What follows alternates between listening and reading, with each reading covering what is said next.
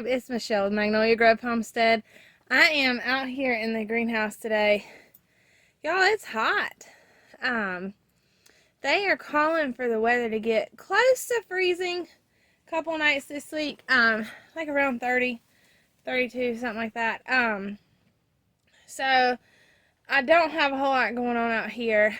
I have been working really hard outside of the greenhouse. And when I feel like it's okay to start bringing stuff out and I don't have to worry about the cold weather or frost getting to some of my stuff, then I'll start bringing things out here and kind of let them just get like this good natural sunlight. But for now, I have all of my seedlings and stuff like that started inside that are my warm weather crops.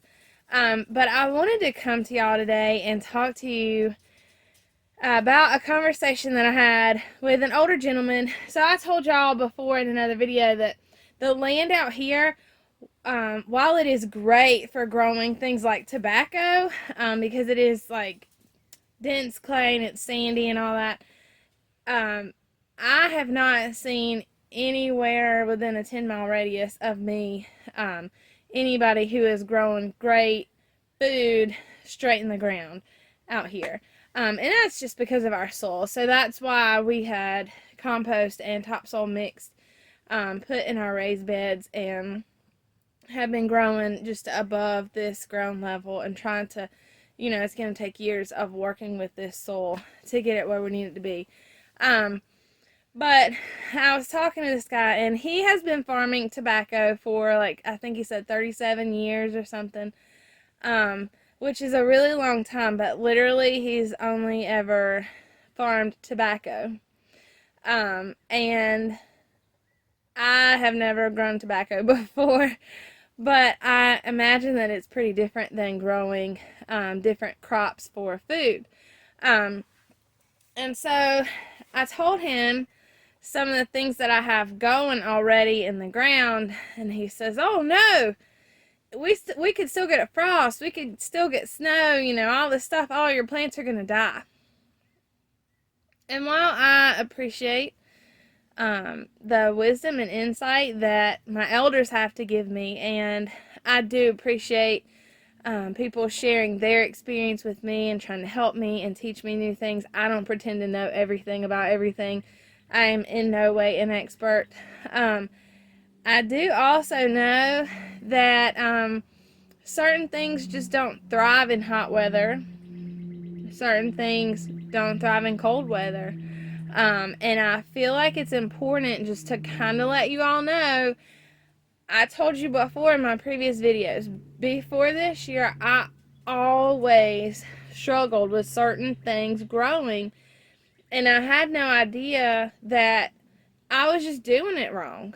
I used to start everything from seed, and I used to start everything from seed after the middle of April. So around April 15th or so, that's when I would go outside, I'd have my rows tilled, and I would just start seeds everywhere. And that was the garden that I had. I never could understand why my broccoli and my cauliflower and my cabbage didn't do well. My lettuce would start wilting. I never got like a formed head of anything. I did good with tomatoes and peppers and okra. Things like that were fine. But all this other stuff never was great at growing. And that's because I was growing the wrong stuff at the wrong time. There are certain crops that are meant to be grown in cooler weather, right? So, just like with people, some people do great in cold weather, some people do great in hot weather, and some people kind of like it somewhere in the middle. It's the same thing with different foods. So, things that are good outside and can withstand a light frost and do great in cooler weather are those things that don't do good in the heat of summer, right? So your broccoli will grow in the summer, but it's not going to form a nice head, and you're not going to have a great harvest because it's too hot in the dead of summer, at least where I'm at.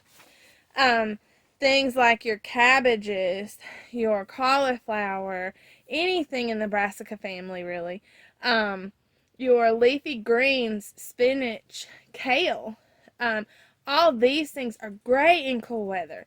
But when it starts heating up, they start bolting, going to seed. They wither away. They're just not good. And it's because they're not meant to thrive in hot weather. Some other things to keep in mind for cool weather are like your root vegetables, your beets, your radishes, your carrots, turnips, rutabaga. All those things do great in cool weather. Plant them when it is cool. That way, by the time it starts warming up, they're ready to be harvested before it gets too hot, and then they're no good, right?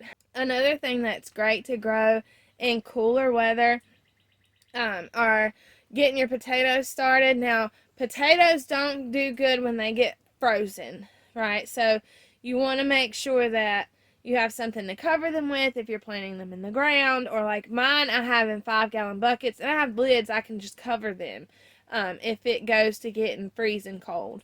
But they do good to like start them out early when it's cooler.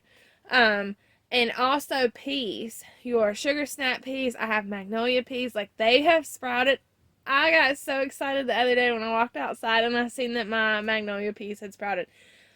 For first of all, magnolia, anything is my favorite in the whole wide world. I don't know, something about a great big magnolia bloom or a huge magnolia tree just full of these huge white smelly flowers. I am highly allergic to tree pollen, which is why you kind of probably hear that in my voice today, but I don't even care. I will sneeze all day long just to enjoy a magnolia tree. Like, I literally will stand under them and just pull the branches down to my face so I can smell the flowers, because I don't have my own tree yet. But oh man, I just love them. But these magnolia peas, obviously they're peas, not trees. They are purple peas, and I've never had them before, but I think they're gorgeous. And so I planted them. I planted 3 buckets, and they started sprouting the other day.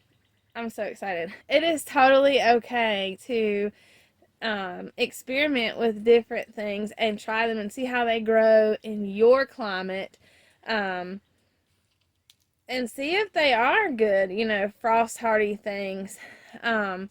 Definitely don't only take my word for it, but I promise you that there are some things, and this list of things are those things that they just thrive in cooler weather. Now, things that you do not want in cooler weather. Tomatoes. Y'all seen my video before. We had put the greenhouse up, and it was so warm that week. And I was just, I don't know. I know I live in North Carolina. I know that, like, Mother Nature is kind of bipolar about this time of year. And it's like, here's a 70-degree day, followed by a 30-degree day, like. But I went ahead and brought out my tomato seedlings, and I killed every single one of them. I knew it wasn't time to bring them out. But I did it anyway because it was warm out here, and like 2 days after being in the greenhouse, they were gone. Tomatoes are not good in cold weather. Peppers are not good in cold weather. Okra is not good in cold weather. Other things to start, you can start inside or sow directly after your last frost date, would be things like your cucumbers, your melons, your squash, zucchini, eggplant, ground cherries, all that stuff. That all needs to be outside after the threat of frost has passed. And if you read, like, whether you're starting from seed or if you're starting plants from your nursery, or if you get starts from a big box store or something, like, most of the time there will be instructions or something to tell you whether this plant is frost hardy or not. Now, some of those recommendations are a little bit much. honestly. Um, they tend to err on the side of caution. And so it's up to you whether you want to push boundaries or not in your own garden. But a lot of things, unless it specifically says plant after the last threat of frost has passed, usually that means that it is a good cool weather hardy crop, right? But those things that say do not plant until after the threat of frost has passed, or plant 2 weeks after your last frost, or whatever, those things are the ones that you want to make sure you leave inside. If you have a greenhouse that is like sealed up really well, and that stays pretty hot in there all the time, and you even have to open the doors and the vents and that kind of thing, then you can probably bring those things outside into the greenhouse. But if it gets below, I'd say 40 or 50 degrees even, I personally wouldn't bring my seedlings out in that kind of weather. But now, like I said, the other things that are my cool weather crops, they're outside in pots, or they're in the raised bed now that I've got it made. But I have intentionally had those things outside. Even I had them in the greenhouse for a long time, because I knew that they would be fine. My onions were out here. Gosh, we must have started those onions like 2 months ago, probably. I would have to look back in the videos and find the date, but they're doing great. And my beets and my broccoli and my cabbage and kale, like, I have so much stuff that I think I'm going to try to sell some plants this year. I wasn't really intending on that, but I sowed too much stuff, and now I don't have I don't have enough space for all of it, because it's doing great this year. And like I told you, I usually never could grow broccoli. I never could grow kale. I could not grow a head of cabbage if you paid me, because I was planting at the wrong time. But I think this year is going to be my year for brassicas, to like really experience that, being able to harvest those vegetables, because I've never been able to harvest them before. But this year, I think I did it right, y'all. Don't tell anybody. I don't want to jinx it, but I think I did it right this year. So if y'all want to walk around with me, we will go around and look at some of the things that are doing great out here, even though it's been cool, and some of the things that I'm absolutely not worried about. Like, I don't know, the lowest might be 30 degrees this week, like I said, but I'm not worried about them. I think they're going to do just fine. Actually, it might help them. I'll take you around and show you some of my stuff that I've got going. Now, so down there, that is the radishes and some dino kale that's in there. And I've actually had to go in this bed twice and put more soil over top of the radishes, because those little radishes are trying to jump out, and they're like skinnier than my pinky finger. So I'm like, no, it's not time for you to come yet. You need some more dirt. You need to keep growing. And then over here, like, these Detroit dark red beets, these things are doing so good. But I'm going to have to go through and sort some of them out and maybe try to sell some of them, because I just don't have space for all of them. And this is the Swiss chard that Cole planted, and it is just going crazy everywhere. And right here, this whole entire pot, I mean, there must be like, I don't know, 60, 100 broccoli plants in there. It's just going wild. I've never had this before. And then this is dino kale in here, along with all these little dino kales in these pots. They all need to go out in the garden, I think. Those got a little bit leggy because I left them in the house under the grow light too long. It was my first year playing with the grow lights, so at first I didn't know what I was doing. And they don't look as healthy as the ones that are in that big planter. So I might try to play with them some and like see if they do better out here in the garden rather than being in those pots. I don't know. But the ones in that bucket, like they're doing really good. And then some of these things, like I got my onions planted in here. We ended up, I think, with 65 onions. And then this row right here, the last row of onions you see, those are the spring onions that we planted from the grocery store. And then right here, I still gotta hang my little bee house up. But this plant on the very end is that broccolini plant that I had purchased at Lowe's. And then all of these are Lieutenant broccoli plants that I had purchased because I didn't think my seedlings are gonna do good. And then all of these are early Wakefield cabbages. So they're gonna be like a white cabbage, and they are doing so much better than I've ever had a cabbage do before, ever.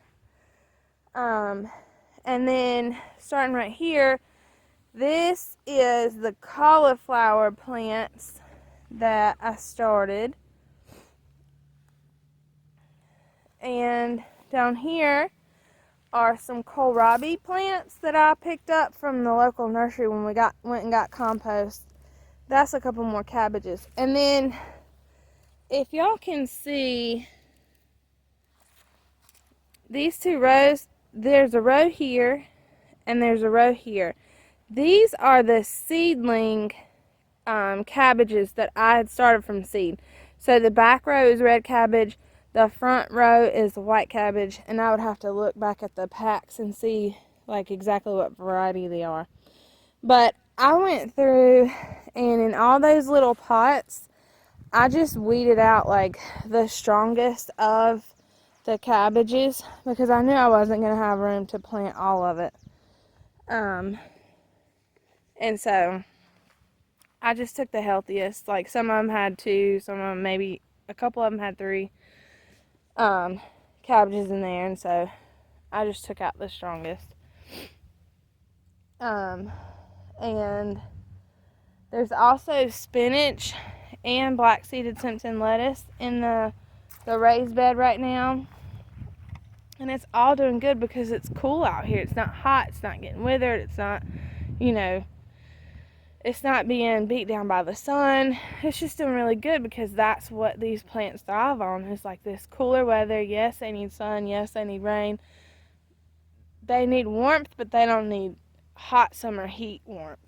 And then over here in my pots, I have all of my peas. So all of these little sprouts that you see are all peas. These middle 3 buckets right here are the magnolia peas, and then these are sugar snap peas,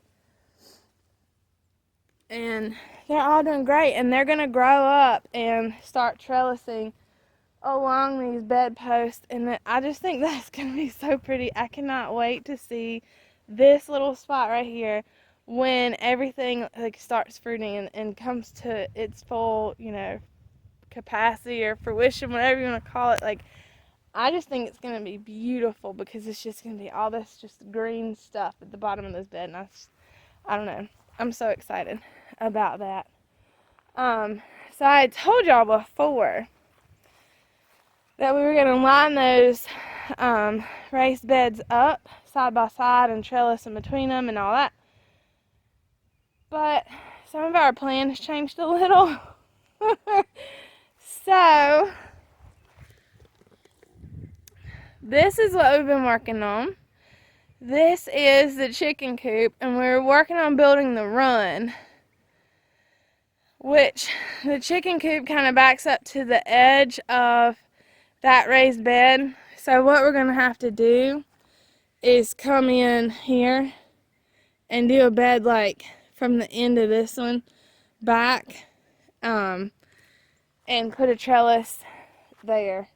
And then I may just put a couple beds like along the back or something. I don't know.